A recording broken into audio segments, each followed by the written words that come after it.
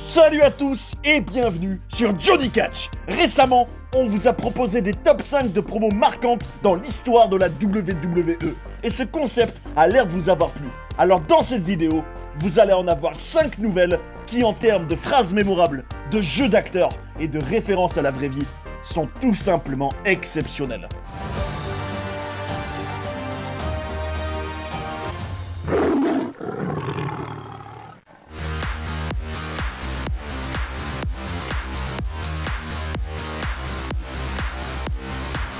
Le numéro 5, c'est une promo qui a eu lieu au show Fastlane le 22 février 2015.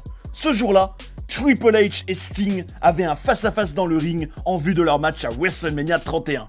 C'était un moment historique entre d'un côté un des hommes forts de la WWE et de l'Authority, Triple H, et de l'autre une des figures de la World Championship Wrestling, la compagnie rivale dans les années 90 pendant l'Attitude Era, Sting.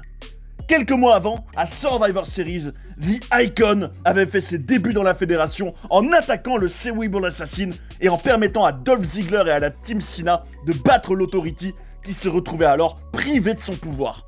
Cette confrontation allait aboutir à une promo mémorable. Je me tiens dans ce ring ce soir, non pas comme le chef des opérations de la WWE, mais comme le cœur de la WWE. Je me tiens dans un ring de la WWE, dans une arène de la WWE. Je me tiens ici comme The Game, comme le King of Kings. Et Sting, je t'attends. Je vais rentrer dans le vif du sujet. Je sais pourquoi tu es ici. Je sais ce que tu veux. Je suis même pas énervé par rapport à ça. J'ai juste de la peine pour toi. Tu as misé sur le mauvais cheval. Il y a des années, tu étais un soldat loyal de la WCW. Sting était la WCW. Et quand le moment est venu, tu as gardé la tête haute et tu as coulé avec le bateau. Et j'admire ça. Je respecte ça. Mais la réalité, c'est que c'est des gars comme moi qui ont fait couler ce bateau à la base. La vérité, c'est que mon héritage, c'est d'avoir mis à la rue ton héritage. Je comprends que ça te dévore de l'intérieur et que c'est pour ça que tu as fait ce que tu as fait à Survivor Series. Tu as essayé de nous sortir, ma femme Stephanie McMahon et moi, de la WWE. Parce que tu sais que sans ma femme et moi, sans notre famille, la WWE meurt. Mais tu as échoué. Mais j'imagine que l'échec, c'est ta spécialité. Mais si je te disais que je peux te rendre ton héritage, tout ce que tu as à faire, c'est de te tenir la tête haute, mettre tout ça derrière nous et de faire du business avec moi. Je fais toujours ce qui est le mieux pour le business. Je suis magnanime. Je peux te garantir que si tu mets tout ça derrière nous et que tu quittes ce ring, ton héritage continuera. Je suis sûr que ton héritage sera éternel, Sting, grâce au WWE Network, grâce aux DVD, grâce aux produits dérivés, grâce à des figurines, grâce à tout ça. En 2015, Sting sera plus grand qu'il ne l'a jamais été. Et je dirais même que, en fin de compte, on pourrait te mettre dans le Hall of Fame. Qu'est-ce que tu en dis? Ça sonne bien, non? Sinon, on peut régler ça d'une autre manière. Tu peux rester là, à me regarder comme ça, et continuer à me manquer de respect. Et je peux démolir ce qui reste de ton héritage, ici et maintenant. Et quand les médecins te porteront en dehors du ring, Sting, tu seras supprimé de l'histoire. Pas d'héritage, rien. Comme si tu n'avais jamais existé. C'est à toi de choisir. Mais je vais pas attendre longtemps. Vu ton regard, on dirait que tu as déjà pris ta décision. C'est marrant, parce que Ric Flair m'a toujours dit que...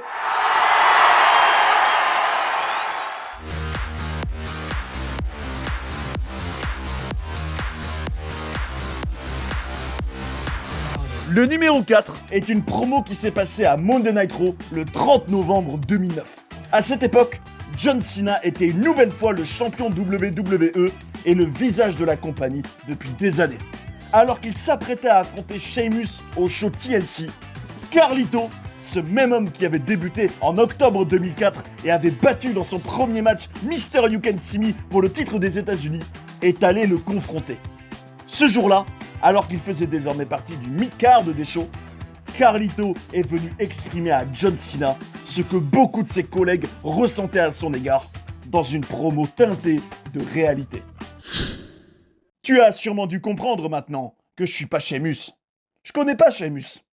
En réalité, je suis même pas fan de Sheamus. Mais j'aime ce qu'il représente. Tu sais quoi ?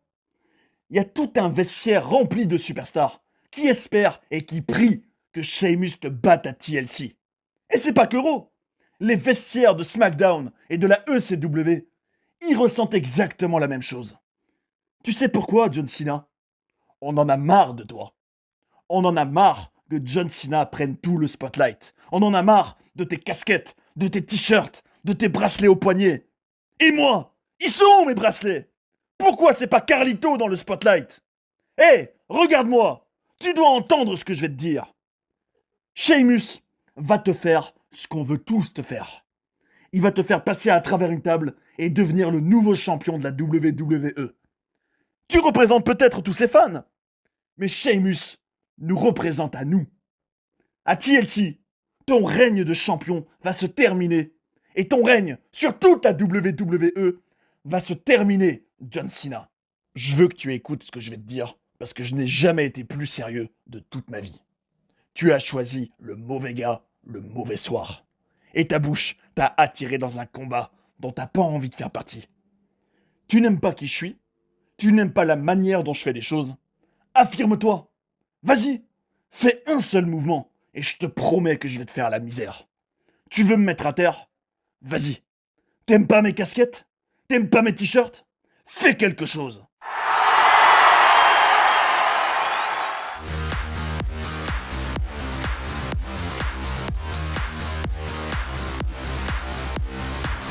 Le numéro 3 s'est déroulé pendant le segment du Kevin Owens Show dans le SmackDown du 2 avril 2019.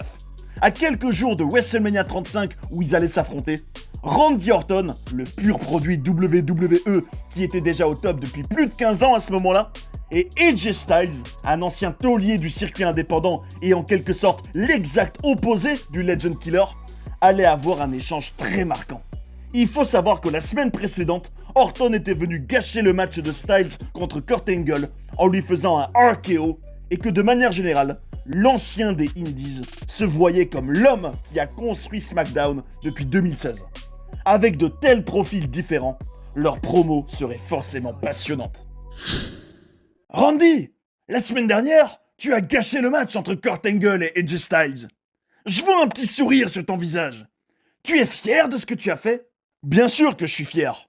J'ai préservé les fans de la WWE de voir un vieillard rouillé battre un gars qui croit qu'il est toujours au top. Vous savez de quoi d'autre j'ai préservé les fans de la WWE ? De regarder ce match. Vraiment ? Et ça vient de toi ? Un gars qui est là depuis presque 20 ans, qui a été dans le ring avec des légendes, mais qui n'a appris qu'une seule prise, le RKO. Et attention, je dis pas qu'elle n'est pas dévastatrice, mais une seule prise. Quand tu as une prise qui est si dévastatrice, tu en as juste besoin d'une seule, AJ. Mais c'est quelque chose que tu comprends pas vrai ? Et vous non plus, les fans, vous comprenez pas. Mais vous savez quoi ? Vous pensez tous que ces mecs du circuit indépendant ont tellement galéré à voyager dans le monde entier pour catcher, à traverser le pays pour essayer de se faire connaître, à essayer de joindre les deux bouts pour leur famille, à aller du gymnase d'un lycée à un autre, à se faire $50 en essayant d'impressionner des dizaines et des dizaines de fans. Tu sais ce que j'étais en train de faire pendant que tu faisais tout ça, AJ ? Je catchais à WrestleMania depuis presque 2 décennies, chaque année, devant des dizaines et des dizaines et des dizaines de milliers de spectateurs. Ouais, c'est vrai. Pendant que j'étais dans des gymnases de lycée, ou peu importe où c'était, à catcher devant des dizaines de gens, tu étais à la WWE. À te prendre des suspensions parce que tu échouais à des tests anti-drogue. La vérité, AJ, c'est que si tu étais aussi bon que tu crois être, tu aurais été à la WWE depuis très, très, très longtemps. Tu crois que ton héritage, c'est que le travail paye ? Non, non, non, non, non, non, non, non, non. C'est pas ça ton héritage. Tu veux savoir ce que c'est ton héritage ? Je vais te dire ce que c'est ton héritage. Maintenant que John Cena est parti à Hollywood, tu as pris le rôle de la catin de l'entreprise.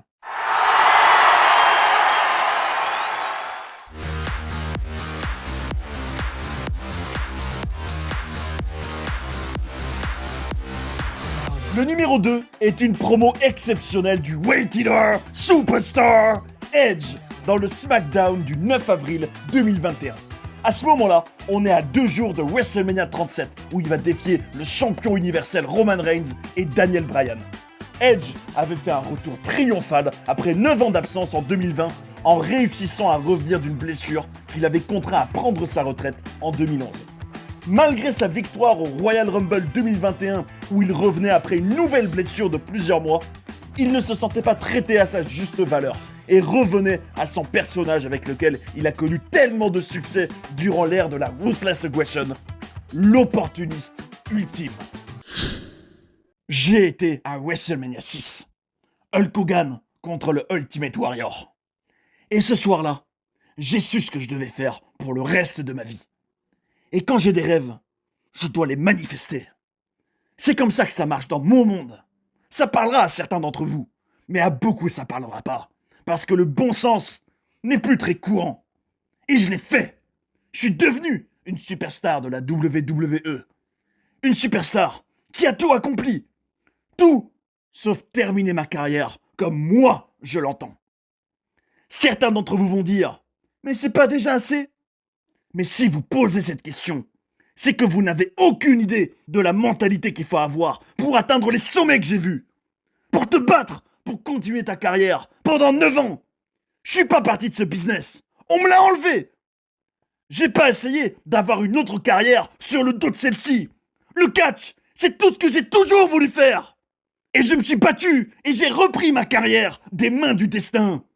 Je suis pas revenu pour faire une tournée avec mes meilleures chansons, pour être l'ombre de qui j'ai été. Je suis revenu pour tout déchirer, pour faire le main event de WrestleMania. Et j'en ai raté 9. Donc je ne m'excuserai pas pour ça. Alors Daniel Bryan, tu viens là et tu dis que ça pourrait être ton dernier WrestleMania. Vous avez entendu ? Ça pourrait être le dernier WrestleMania de Daniel Bryan. 1 mois dans ta carrière, c'est comme 1 année dans la mienne. Qu'est-ce que tu crois que c'est pour moi ? Tu utilises ta sympathie pour t'incruster comme une fouine dans ce match. Et tu as aussi ces idées ridicules où tu dis « Pourquoi j'affronterais pas le vainqueur du match entre Roman Reigns et Edge juste après ?» Ça a été rejeté. Puis t'as dit « Pourquoi j'affronterais pas Edge dans la première nuit de WrestleMania et le vainqueur affronterait Roman Reigns dans la deuxième nuit ?» Et ça a aussi été rejeté. Mais Dieu sait comment, ce match est maintenant un triple threat. Ce qui veut dire que Daniel Bryan peut faire le tomber sur Roman Reigns sans que j'y ai quoi que ce soit à faire avec ça. Ça pourrait arriver. Alors au lieu d'avoir un match 1 contre 1 clash des titans entre 2 airs, maintenant, on a une espèce de petit troll libraire des Indies qui vient se mêler de nos affaires. Et Roman Reigns, tu te promènes ici comme si tout le monde te devait quelque chose. Comme si c'était toi qui avais créé cet endroit. Je te dois rien du tout. En réalité, c'est toi qui me dois quelque chose. On n'a qu'à faire un petit flashback. Tu as débuté à la WWE en faisant partie d'un groupe de 3 gars, le Shield. Tu as fait ton entrée en venant du public. Tu utilises le Spear comme ta prise de fédition. Mais qui a déjà fait tout ça avant toi ? Tu es le Edge Samon. Mais je dirais quand même que tu es bon. Tu l'as toujours été. Et je vois ce que tu es devenu. Je suis revenu pour catcher avec les plus grands. Et Roman, tu es le boss final. Et maintenant, on s'est fait voler notre match. Et c'est pas tout. Les fans se le sont fait voler. Et je pense que certains en veulent à Daniel Bryan maintenant. Sauf les moutons qui chantent Yes, tout comme avant, ils chantaient What ? Et quelque part, dans toute cette histoire, l'information qui a été oubliée, c'est que ce match va avoir lieu exactement 10 ans, jour pour jour, après que j'ai été obligé de prendre ma retraite. Mais personne n'en parle. Pas de vidéo sur ça, rien sur les réseaux sociaux, pas de montage avec du piano, non, rien. Si c'était quelqu'un d'autre, comme Daniel Bryan, on n'entendrait que ça. Et pourquoi ? Pourquoi c'est moi qui dois rappeler tout ça à tout le monde ? C'est parce que depuis que je suis revenu, j'ai pas eu le respect que je mérite. Je me suis battu pour revenir après avoir eu le triceps déchiré. Et pour gagner le Royal Rumble, j'y suis rentré en numéro 1. J'ai tenu bon face à 29 autres superstars. Et j'ai validé mon ticket pour le main event de WrestleMania. Je devrais pas avoir à faire des pieds et des mains. Je suis revenu de quelque chose dont personne dans l'histoire du sport, et pas seulement dans le catch, n'est jamais revenu. 9 ans! Une triple fusion dans mon cou! Vous avez aucune idée de la douleur que j'ai supportée pour pouvoir revenir ici! Vous avez envie de dire que je suis un genre de part-timer? Vous croyez que je vais venir ici et faire semblant? Je fais des Hurricane Rana de la 3e corde! Je suis à un niveau où personne n'a jamais été après ce genre de blessure. Dire ça, c'est un manque de respect envers moi et mon éthique de travail. Alors maintenant, il est temps pour moi de prendre et de demander le respect que je mérite. Vous allez me respecter. Au cas où vous avez oublié, ou au cas où vous l'avez jamais su, je suis le Weight Eater Superstar. Vous pouvez appeler ça le destin. Vous pouvez appeler ça la volonté de Dieu. Vous pouvez appeler ça comme vous voulez. Je suis le prochain champion universel. Parce que j'en ai rêvé. Et maintenant, je vais le manifester.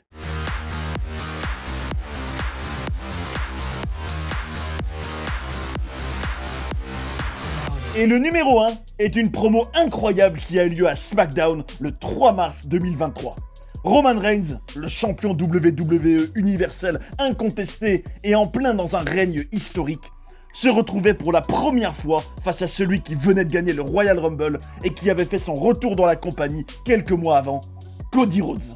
Alors qu'ils sont sur le point de s'affronter à WrestleMania 39 où l'American Nightmare rêve de finir son histoire et de remporter le titre que son père, le défunt Dusty Rhodes, n'a jamais gagné, les deux hommes vont avoir un échange très personnel, d'autant plus que Roman a en partie été formé par le père de Cody au début de sa carrière. Et ça va donner une promo inoubliable. Tu vas pas être fan de ce que je vais faire, mais je vais le faire quand même. Alors, tu veux parler de quoi? D'accord. Parlons de toi. Depuis 915 jours, tu es notre champion WWE universel incontesté. Pas besoin d'imprimer la légende. La réalité est déjà assez légendaire. Tu as tout dépassé. Félicitations. Laisse-moi te dire quelque chose sur moi, ton adversaire à WrestleMania. Quelque chose que tu sais peut-être ou pas. Pour certains, tu es devenu une montagne impossible à escalader. Mais ça, c'est en quelque sorte mon truc. Si tu y réfléchis un peu. Il ne peut pas être plus que la doublure de Randy Orton. Il n'y a aucun moyen que Cody Rhodes survive à son personnage de Stardust. C'est impossible que 10 000 personnes paieraient pour voir le show de mes petits potes des Indies et moi. Et depuis ça, les cages ont continué de bouger. Mais j'ai sans arrêt marqué. Donc pour tous les autres, Roman Reigns est peut-être impossible, mais pas pour moi. Il est bon! T'as dû répéter ça toute la semaine! C'était parfait! Laisse-moi te poser une question. Tu l'as déjà gagné celui-là? Oui, on sait. Est-ce que t'as déjà eu un match pour ce titre? Attends. T'as déjà été dans le main event de WrestleMania avant? Parce que je suis assez sûr que tout ça, je l'ai déjà fait moi. Ça veut dire que je suis le main eventer le plus expérimenté de tous les temps. Mais c'est pas le pire. J'ai été formé depuis que je suis tout petit. Pas seulement par mon père, mais aussi par ton père. Et j'ai pas fini avec mon histoire. Il y a encore pire que ça. Parlons un peu de ton père. J'ai trop d'amour et de respect pour Dusty Rhodes pour parler mal de lui. Il a tellement fait pour moi. On a passé beaucoup de temps ensemble. Je l'ai souvent dit dans des interviews. Dusty Rhodes est celui qui m'a fait prendre confiance en moi. Laisse-moi te limiter vite fait. Bébé, tu as le truc. Tu pourrais pas t'en débarrasser. Tu pourrais pas le vendre si tu voulais. Tu as ce truc.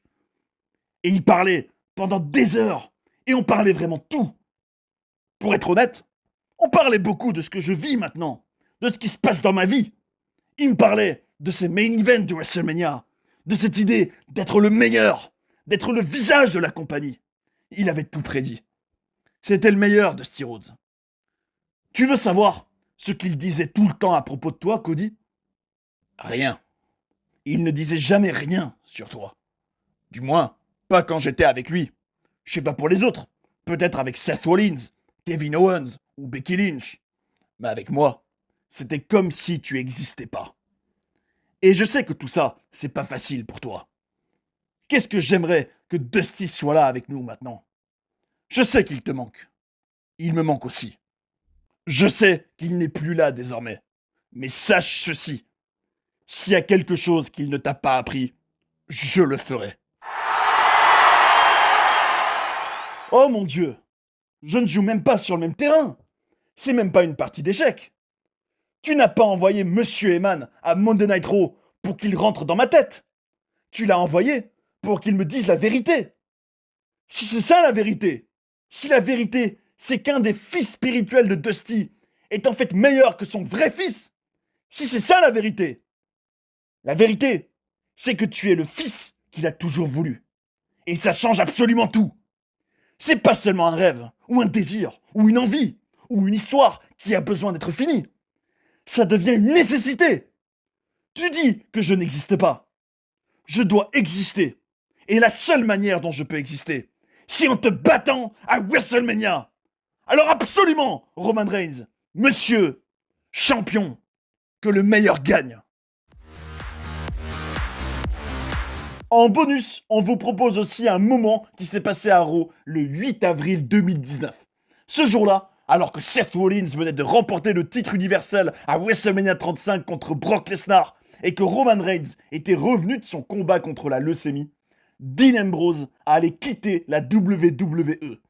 C'était l'occasion pour les trois hommes, alors qu'ils n'étaient plus à l'antenne, de se dire au revoir.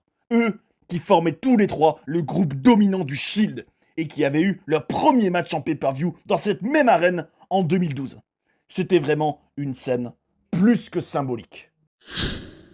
Il y a une chose que j'aimerais faire avant de partir d'ici ce soir. Et pour ça, j'ai besoin d'aide. Donc je vais demander à mon ami, mon frère, Roman Reigns, de venir ici et de le faire avec moi. Ce gars vient d'avoir son premier match solo hier soir, depuis qu'il a combattu et vaincu la leucémie, ok?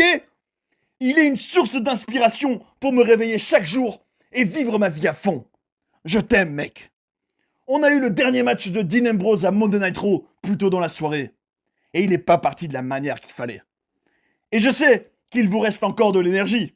Alors, on doit donner à mon pote les adieux qu'il mérite. Parce qu'il y a 6 ans, 3 jeunes avec les dents qui rayaient le plancher sont arrivés exactement de là-bas et ont attrapé la WWE par les cornes. Et on a créé notre propre ère. Alors Dean Ambrose, je sais que les entrées, c'est pas trop ton truc, mais je t'aime. Alors s'il te plaît, viens ici et laisse-moi te dire tout ça les yeux dans les yeux. Je vais vous dire quelque chose. Le titre que j'ai maintenant, ce serait pas arrivé sans Dean Ambrose. Personne ne m'a plus préparé pour Brock Lesnar que Dean Ambrose. Personne ne m'a plus préparé à faire ce que je fais dans ce ring tous les soirs, plus que Dean Ambrose. J'ai tellement appris de cet homme, et ça me brise le cœur de le voir partir. Mais je t'aime tellement, mon ami. J'ai déjà essayé de faire en sorte qu'il reste, mais ça n'a pas marché, les gars.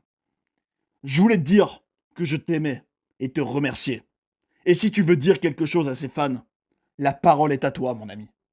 Une des choses les plus géniales que j'ai vues de ma vie, en étant un gars qui s'est donné corps et âme pour cette compagnie et pour ce vestiaire, qui a trimballé son corps fracassé de ville en ville aux côtés de mes frères et de mes meilleurs amis.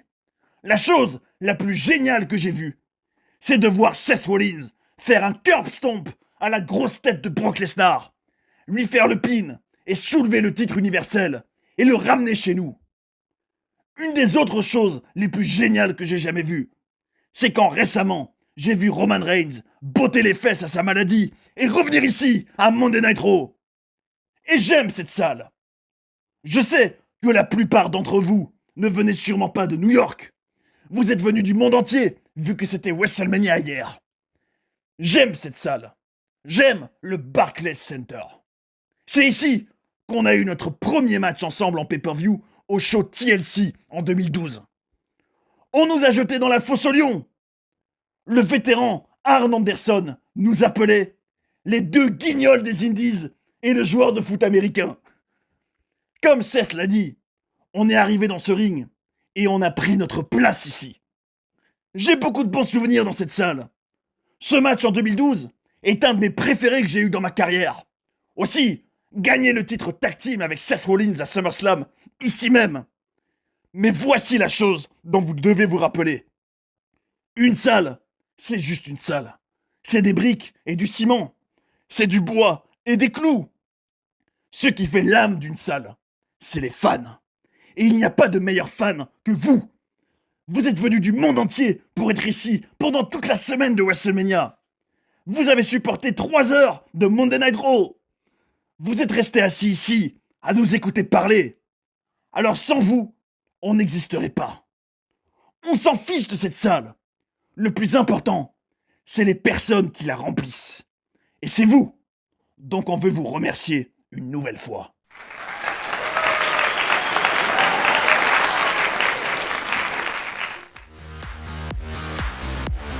Un autre moment marquant, pour finir, c'est cette scène où le Tribal Chief Roman Reigns était venu à Raw le 31 octobre 2022 dans le cadre du build-up pour son match contre Logan Paul à Crown Jewel.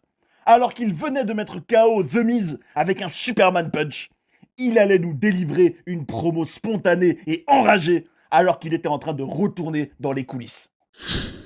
Aucun homme ne peut me mettre KO.